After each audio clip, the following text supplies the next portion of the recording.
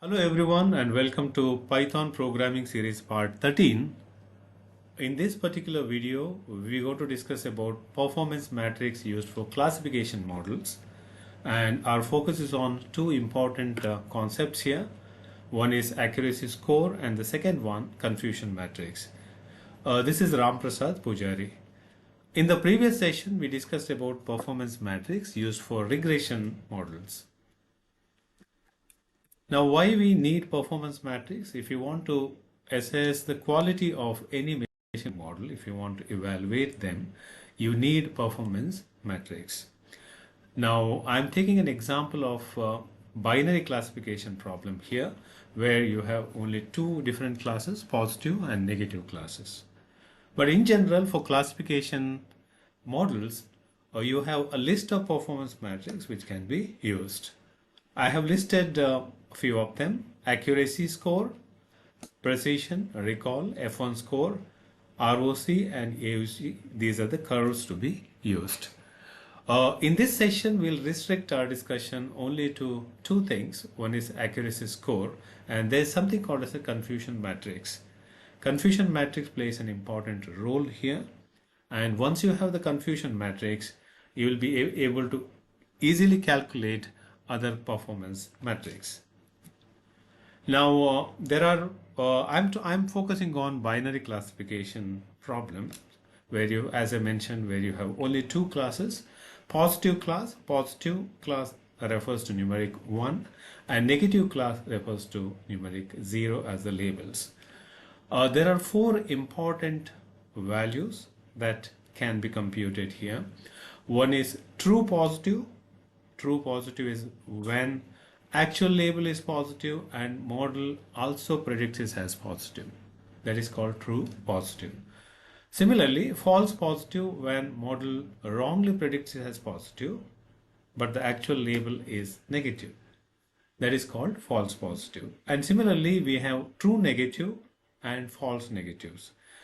Any good model will give us more number of true positive and true negative cases, whereas false positive and false negative refers to errors. That means misclassifications. So we need to design a model which gives us large, which gives us a very good number of true positive and true negative. Ideally, false positive and false negative should be 0.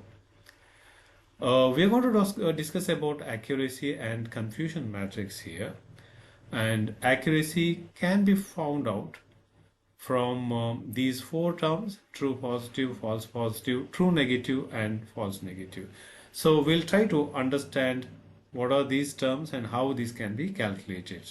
So there will be a demo session where I'll be using Jupyter Lab to practically explain you how this is working.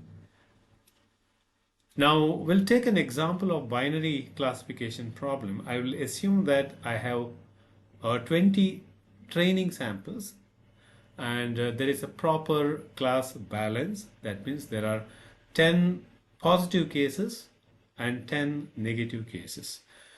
I'm not showing the data, I'm not showing the features here. I will just show you the actual label or true label as per the data set that you have. These are the actual labels or the true labels, or true output variables which are given here. So you have 10 negative cases or 0 cases and 10 positive cases that you have.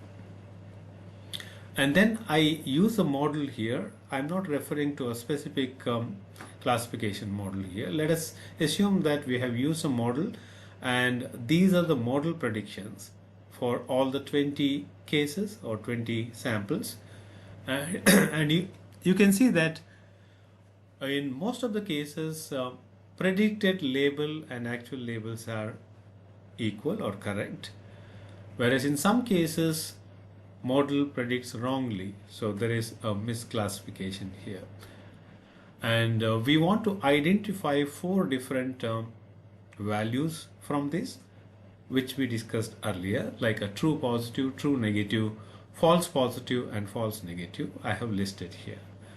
So true negative when model predicts correctly as negative. That means actual label is negative and it is predicted as negative. That is true negative.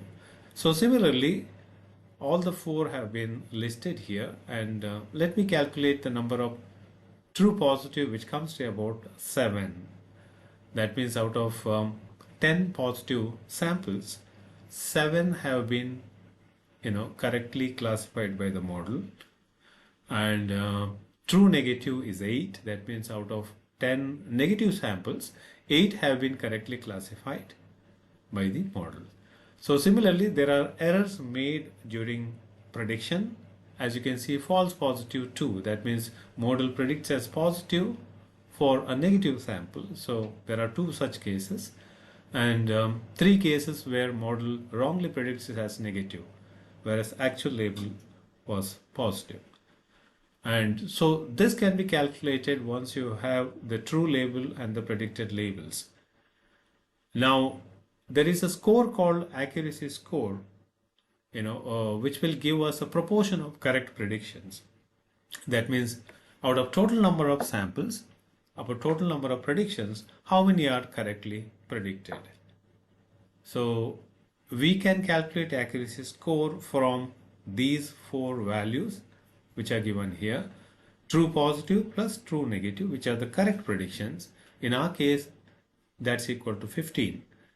And total number of predictions 20. We had 20 samples here, which is a sum of all these 4: true positive plus true negative plus false positive plus false negative. That comes to about 20. So 15 by 20 will be 75%. So 75% actually is not a very good accuracy score, because out of 20 samples, 5 are in error, which is not a very good score. So normally we expect the accuracy score to be more than 90%. Now, can we use accuracy score in any scenario? For example, accuracy score does not tell us how many of the negative cases or negative classes are correctly predicted. So it actually gives us the overall score. It does not differentiate between the negative and the positive cases.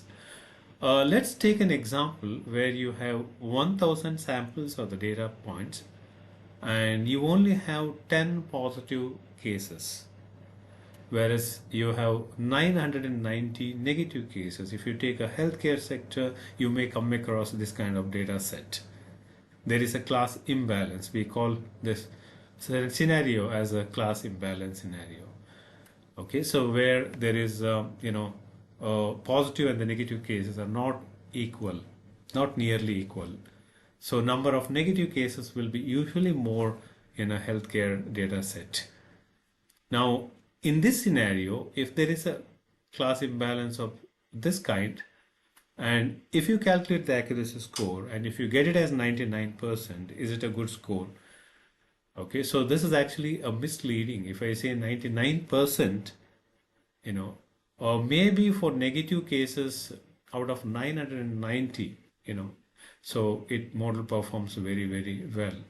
But you have only positive cases here. So 99% accuracy score actually is not a correct measure here. In such scenario, you will have to go for other performance metrics that we will discuss in the next session. Like we have precision, recall, F1 score, which will focus on each of the cases separately, each of the classes separately. So that will be discussed in the next session.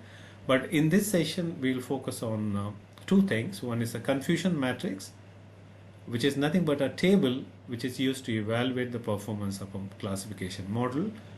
Confusion matrix can be used for binary classification as well as multi-class classification. When I say multi-class classification, where you have more than 2 classes. So this is a binary classification. You have only 2 classes here, positive and negative. And so there is a table here. In one of the axes, you indicate the actual values. other axis, y-axis, as shown here, predicted values are indicated. So you mentioned the true positive where both are positive, and false positive where model predicts as positive but actual label is negative. So these are the labels which are shown in the confusion matrix. So that means the confusion matrix will give us you can list out 4 different values here, and once you have these 4 values you will be able to easily calculate the accuracy score and other scores.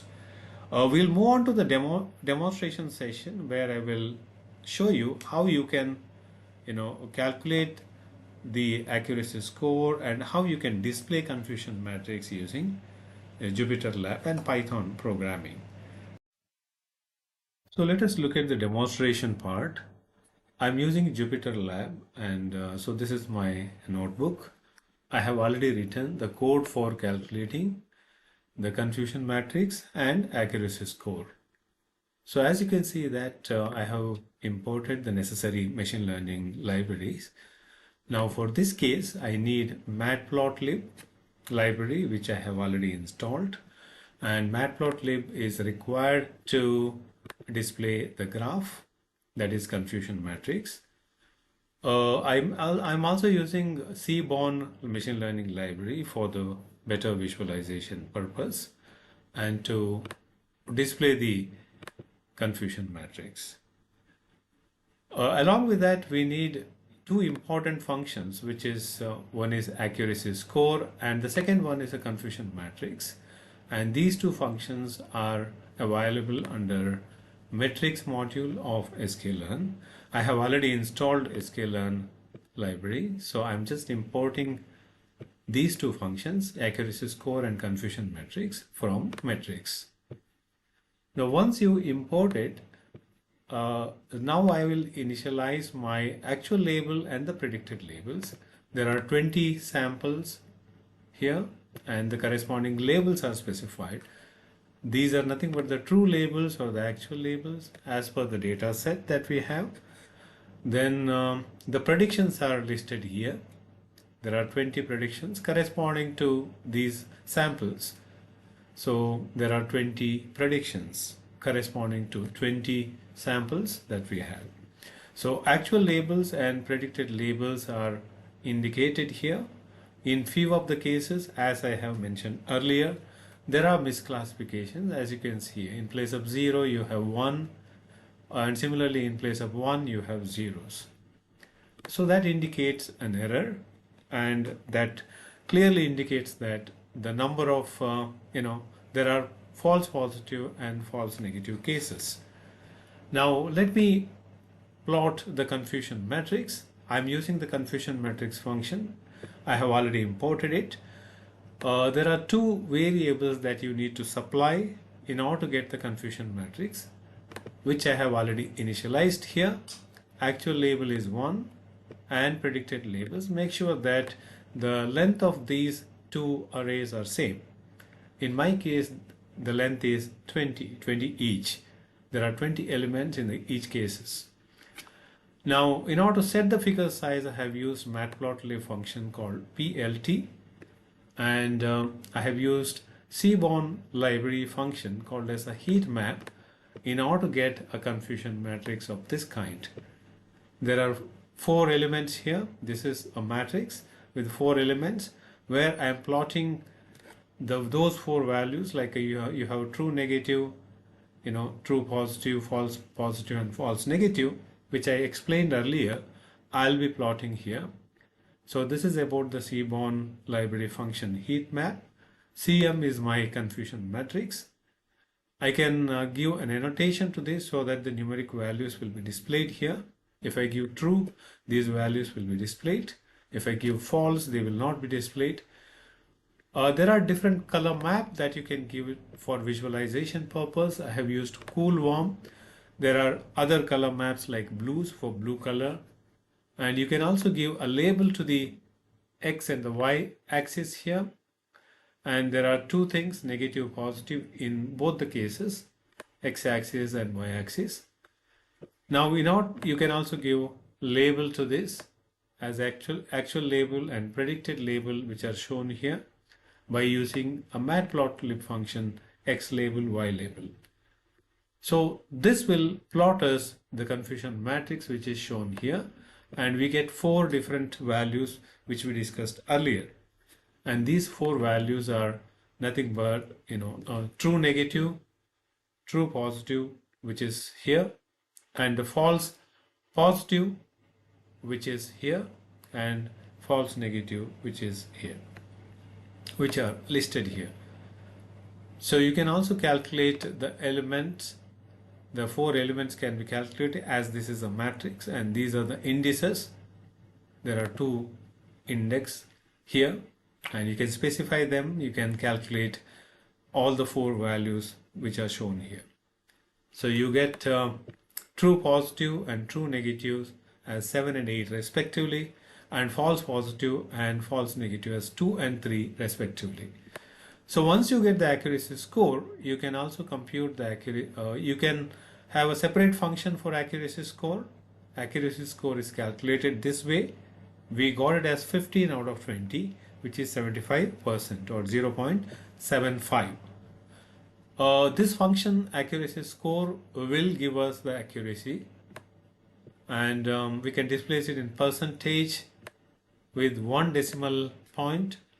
And in this case, it's exactly 75%. And so that means 0.75 is the accuracy score. So this is how we calculate. As I mentioned earlier, when you have a class imbalance problem, then accuracy score is not a good score. In such cases, you will have to go for other performance metrics like precision, recall, F1 score. Then that we will discuss in the next video. Thank you.